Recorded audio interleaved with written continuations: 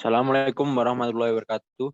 Perkenalkan nama saya Kurnia Agung Caksono dengan NIM 2005 1553 1604 dari Prodi D3 Mesin Otomotif. Di sini saya akan mempresentasikan tugas sistem rangkaian kelistrikan pada AC mobil. Sistem AC mobil adalah sebuah mekanisme pergantian udara dari dalam mobil keluar mobil dengan fungsi pengaturan suhu ruang. Prinsip kerja sistem AC mobil sama saja seperti AC.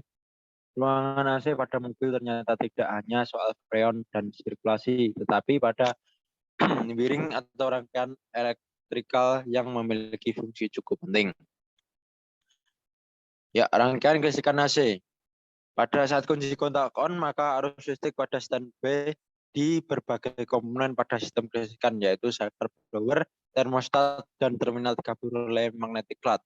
Saat saklar blower dinyalakan kondisi low, maka akan mengalir dari saklar blower ke terminal low, saklar blower ke motor blower ke massa sehingga blower bekerja dengan kecepatan rendah.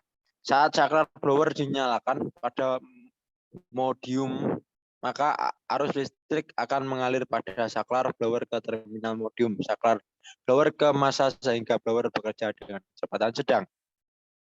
Saat saklar blower dinyalakan pada high, maka arus listrik akan mengalir dari saklar blower ke terminal high, saklar blower lalu ke motor blower, lalu ke massa sehingga blower bekerja dengan kecepatan tinggi.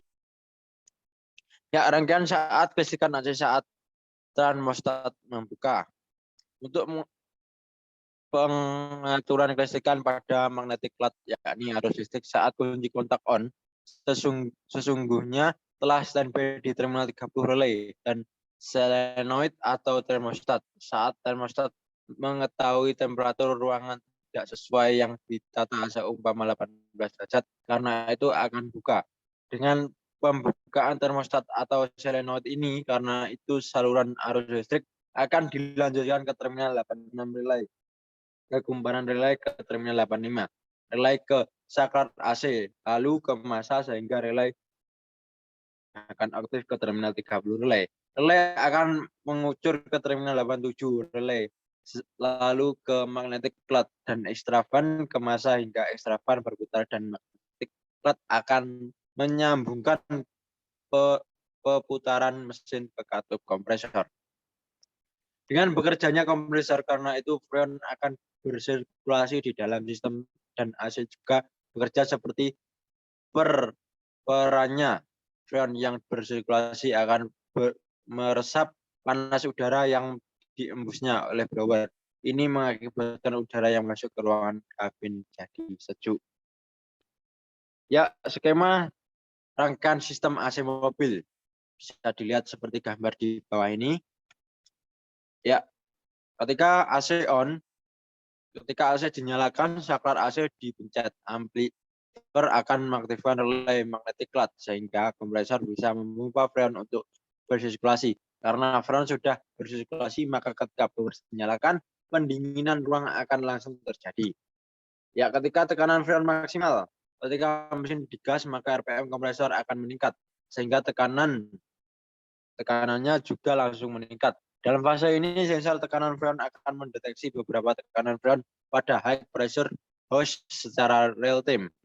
Hasil pengukuran tersebut dikirimkan ke amplifier. Ketika hasil pengukuran menunjukkan pada angka tekanan maksimal misal 40 kPa, maka amplifier akan menonaktifkan relay magnetic cloud.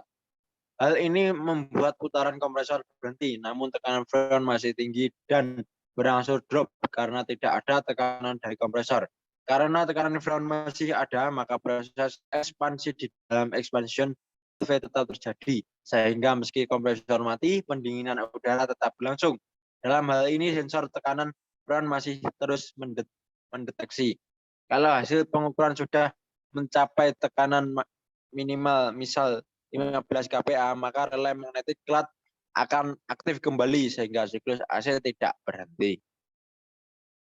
Ya, yang terakhir, ketika suhu AC diset lebih tinggi, ketika selektor temperatur AC diturunkan atau menjadi lebih dingin, maka batas tekanan freon yang ditetapkan juga akan ditingkatkan. Sehingga ketika tekanan freon sudah mencapai 40 kPa, kopling kompresor masih terhubung yang mengakibatkan tekanan freon semakin tinggi. Di sisi lain, ekstravan berputar pada kecepatan tinggi sehingga laju perpindahan panas dari freon berlangsung cukup cepat, sehingga temperatur freon lebih dingin dan ekspansi di dalam expansion valve berlangsung lebih deras. Hal ini semakin menurunkan suhu freon. Inilah sebabnya suhu evaporator bisa lebih dingin saat kita set temperatur AC ke level terdingin. Kopling kompresor akan terputus pada batas tekanan lebih tinggi, yakni sekitar 60 kPa. Ya, demikian presentasi dari saya. Ada kurang lebihnya saya mohon maaf. Akhir kalam, wassalamualaikum warahmatullahi wabarakatuh.